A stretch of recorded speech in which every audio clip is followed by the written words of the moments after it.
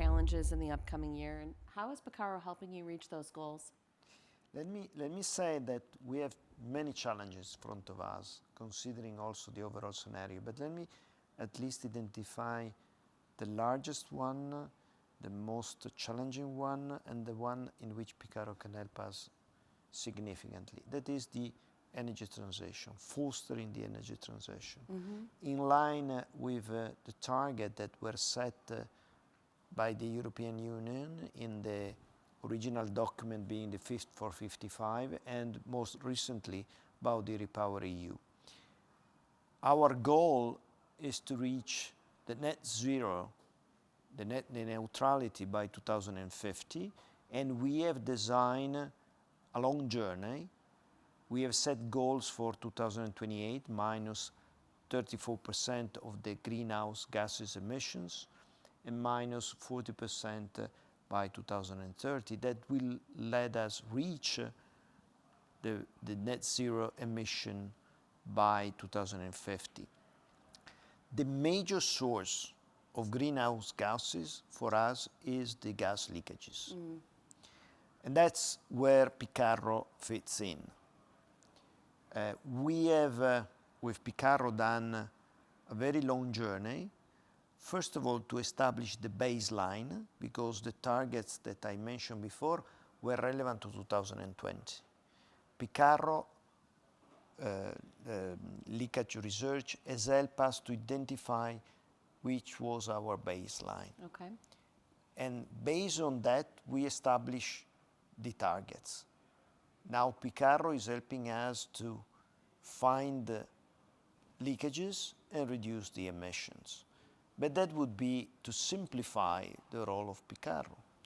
Why I'm saying that? Because Picarro technology is helping us also in identifying a more clever CapEx allocation.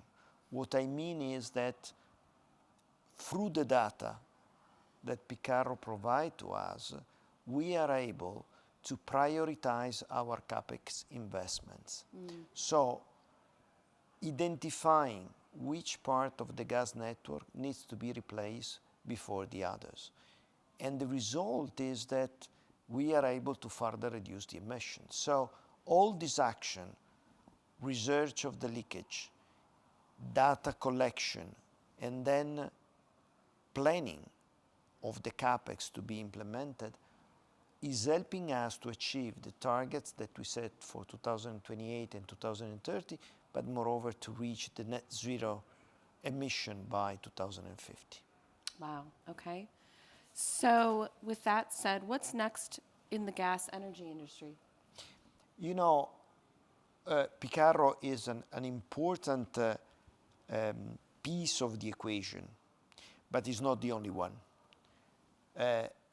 To reach the target that I said to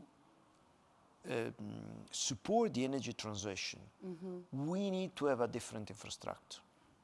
And the different infrastructure means that we need to develop, upgrade our current infrastructure and make this infrastructure digital, smart and flexible. That's the only way in which we can accommodate new gases such as biomethane, hydrogen, green hydrogen of course, synthetic gas, low carbon gases. That's the only way. And we will have by the end of 2023, beginning of 2024, our network will be fully digital. So we will collect from the network billions of data that merge with what we get from Picarro. It will help us to really manage in a completely different way our network. And the first example of that application is it's our system that is called DANA, Digital Advanced Network Application, Automation, that collect all the data coming from the network, put together with the data that we have from Picarro, and then give us a clear idea online, on real time, what is going on our network. And we are able to intervene giving remote instruction to the network from our control center. And then it's essential if tomorrow we will have a blending of gas, not only the natural gas anymore, but natural gas blended with biomethane, blended with hydrogen. That's the only way we can do that. And that is the way that DSO, as will support the energy transition.